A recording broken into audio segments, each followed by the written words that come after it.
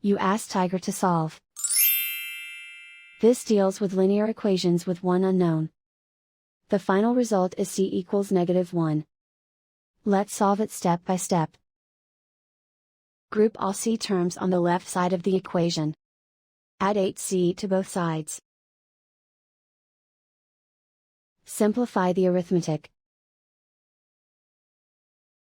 Group like terms.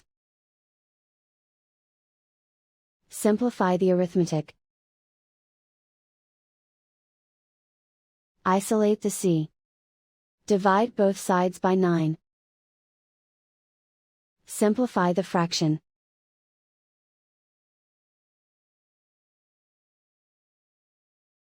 And so the final result is c equals -1.